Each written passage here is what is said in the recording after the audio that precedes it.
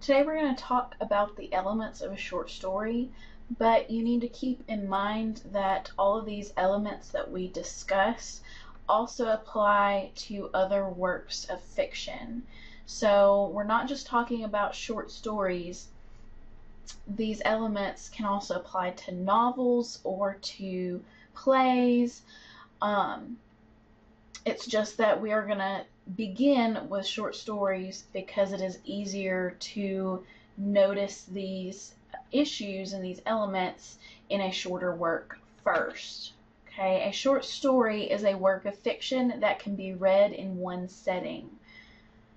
A lot of times students will complain about a short story that is not actually that short. Okay, a short story can be multiple pages, it can be many pages. It is just simply a story that you can sit down and read at one time versus a novel, which usually you're not going to read in one setting. It's going to take you days, weeks, a month, a year, whatever. A short story you can read at one time, at one setting.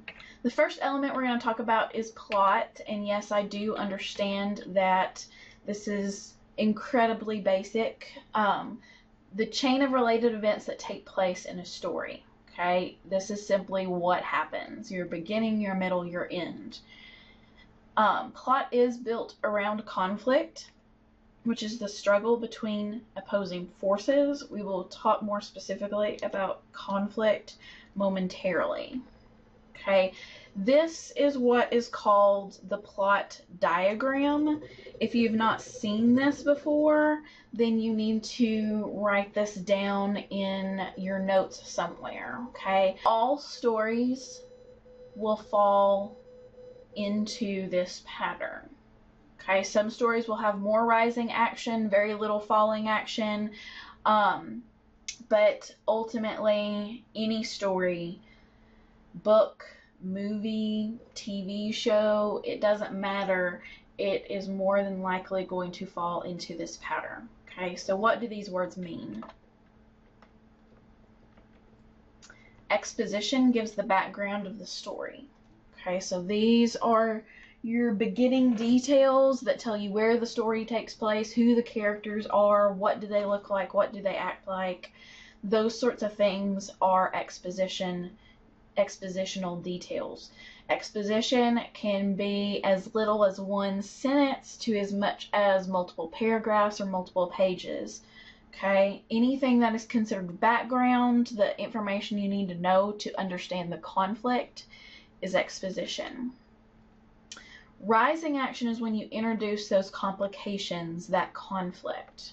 Okay, when you determine what the problem is, when you determine what the conflict is going to be in the story, that is the beginning of your rising action, and all following details are part of the rising action until you get to the climax. Okay, rising action is going to be what builds suspense in the story.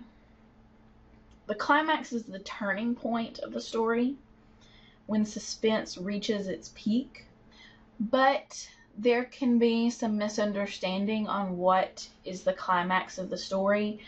Different readers might perceive when suspense reaches its peak as a different point. Okay, what I find to be the most suspenseful, most exciting part of the story may not be the same thing as what you think, and that may not be the same thing as what your fellow peers in class think.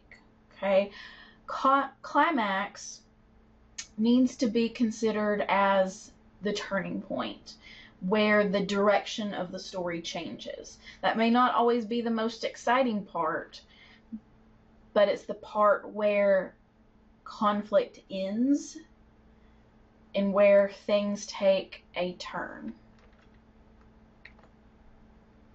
And then you have your falling action and your resolution. Falling action resolves the conflict.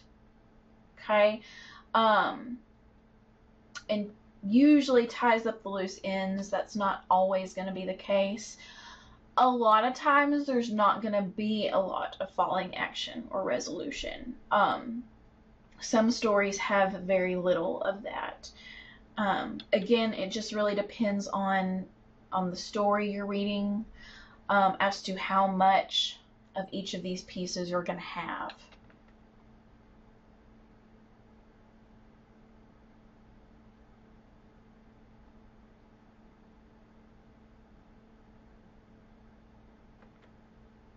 Okay, so what types of conflict are we looking at? Okay, conflict is what makes a story worth telling. It's what makes the story interesting. But what are the different types of conflict you're going to see in a story? Okay, there are 4 types of conflict, 3 of which are external. You have man versus man.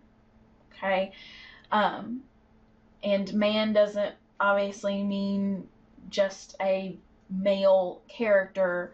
You could think of this maybe better as character versus character. Okay, one character versus another. They get in a fight. What's it about? You have man versus nature. These are your survival stories. Okay, someone's out lost in the woods, can't find the way back home. How do they survive? In those types of things, the actual nature itself is the antagonist, the bad guy, so to speak. Okay, fighting for survival. And then you have man versus obstacle or society. That kind of gives you various options that might seem sort of vague. But these are stories where man is up against maybe the government or maybe a societal expectation. Again, not a specific character like in Man versus Man, but something that is an obstacle to what he is trying to accomplish. And then you only have one type of internal conflict, because the only type that could be is man versus himself. That's the only way for conflict to be internal. That would be a story where maybe there's not a lot of action per se. Man is just simply trying to figure out what he believes. Perhaps he is struggling within himself to decide what is right and what is wrong. Okay. What I would like you to do is to consider these 4 types of conflict: man versus man, man versus nature, man versus obstacle or society, man versus himself, and come to class tomorrow prepared to discuss these. I want you to have an example of each ready to say out loud, to talk about, or to explain. Examples could be short stories from last year, books from last year, a movie you saw last weekend, a TV show you watch regularly. All of those are stories, so all of those could have one or more of these types of conflict. Just come to class prepared with an example of each. Okay. And yes, I did say all of those could have one or more, because is it possible to have, for a story to have more than one type of conflict? The answer is yes. Okay, a story, and especially novels, may have multiple conflicts. A novel might have one character who is in a fight with another character, man versus man, but at the same time, he's not sure he's right, and he's wondering in his own mind what is the right thing to do, and that would be man versus himself. Okay, so stories can have more than one type of conflict. Okay, so remember, come to class tomorrow with examples of types of conflict. And that is it for this podcast, for this video. Thank you for listening.